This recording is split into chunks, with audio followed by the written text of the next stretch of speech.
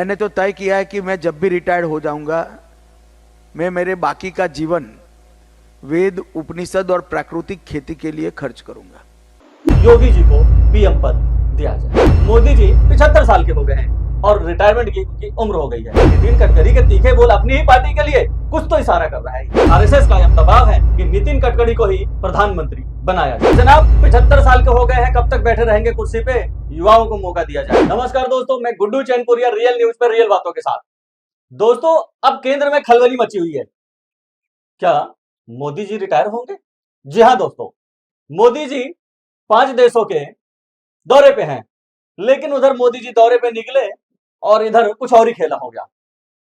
जी हाँ दोस्तों, आरएसएस प्रमुख मोहन भागवत दिल्ली पहुंचते हैं और बीजेपी कार्यालय, जी हाँ, बीजेपी का जो हेडक्वार्टर है वहां मीटिंग चलती है बाकी मंत्रियों के साथ और बीजेपी के आला अधिकारियों के साथ। लौटने के बाद उन्होंने खुलासा किया कि जनाब 75 साल के हो गए हैं, कब तक बैठे रहेंगे कुर्सी पे? युवाओं को मौका दिया जाए, नए चेहरों को मौका दिया जाए।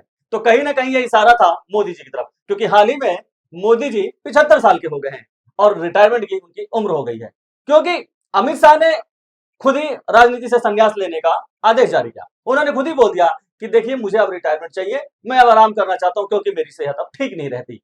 अब मैं थोड़ा परिवार के साथ टाइम बिताना चाहूंगा। मैंने तो तय किया है कि मैं जब भी रिटायर्ड हो जाऊंगा, मैं मेरे बाकी का जीवन वेद, उपनिषद और प्राकृतिक खेती के लिए खर्च करूंगा। मैं जब मर जाऊंगा तभी पहले लोग पत्थर मार के देखेंगे कि सचमुच मर गया। मग ते असं म्हणाले 75 वर्ष का आपने किया, लेकिन मैं इसका अर्थ जानता हूँ। 75 वर्ष की साल जब उड़ी जाती है तो उसका अर्थ ये होता है कि अब आपकी आयु हो गई, अब जरा बाजू हमको करने। म्हणजे त्यांच्या गौरवाकरता गौरवाचा भाव मनात घेऊन सगळं होतं, त्याच्यात तो गौरव आपल्याला चिकटू नये ह्याची ते स्वतःच काळजी घ्यायची आणि असा विनोदाचा सुरा चालून तो चिकटणारा गौरव सगळा सोडून बाहेर टाकायचा। लेकिन मोहन भागवत एक कार्यक्रम के दौरान जब ये बात कहते हैं, वही नितिन गडकरी दिल्ली पहुंचते हैं। दिल्ली उनकी मीटिंग होती है आला अधिकारियों से और वो उनके तीखे बोल नजर आते हैं। तो ये कहीं ना कहीं क्या इशारा देता है? नितिन गडकरी के तीखे बोल अपनी ही पार्टी के लिए कुछ तो इशारा कर रहा है। तो क्या यह तय है कि मोदी जी कुर्सी छोड़ेंगे? मोदी जी की रिटायरमेंट तय है? हाँ दोस्तों, क्योंकि केंद्र में चाहे आप कितनी भी सीटें ले आओ, चाहे कितने ही लोकप्रिय नेता रहो, जब तक आरएसएस नहीं चाहेगी ना, आपको पद नहीं मिलेगा। क्योंकि आरएसएस तय करती है कि किस पद पे किसको बिठाया जाए, कौन सा मंत्रालय किसको दिया जाए। यह हालांकि आज से नहीं, बहुत दिनों से आरोप लगता रहा है आरएसएस के ऊपर, क्योंकि आरएसएस ही तय करती है कि कौन सा नेता किस खेमे में जाएगा। मोदी जी को भी लाने में कहीं ना कहीं आरएसएस का ही हाथ था, अटल जी को लाने में आरएसएस का हाथ, नितिन गडकरी को लाने में आरएसएस का हाथ और अमित शाह को लाने में भी आरएसएस का ही हाथ था। आरएसएस तय करती है। जी हाँ दोस्तों, आरएसएस तय करती है ये चीज। वैसे लोगों की पसंद, पहली पसंद योगी जी है।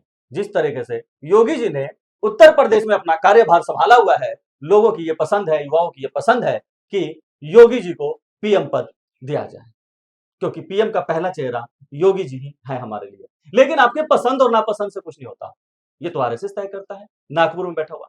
क्योंकि एक शो के दौरान एक लड़की बोलती है कि हम नागपुर से हैं और ये नागपुर तय करता है कि दिल्ली की गद्दी पे कौन बैठेगा।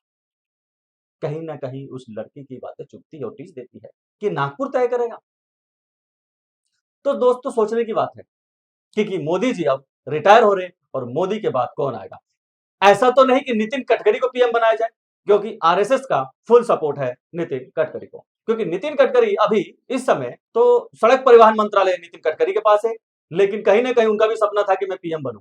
जिस टाइम पे वो बीजेपी अध्यक्ष थे, उन पे आरोप लगा था और उन्होंने पद से इस्तीफा दे दिया था। बहुत साफ साफ छवि वाले हैं नितिन गडकरी, उन्होंने इस्तीफा दे दिया था और ये बोला था जब तक ये क्लियर ना हो जाए, ये आरोप खारिज ना हो जाए, तब तक मैं किसी पद पे नहीं रहूंगा। उनके आरोप खारिज हुए, खारिज होने के बाद उन्होंने मानहानि का दावा किया और केजरीवाल पे केस भी डाला था उन्होंने।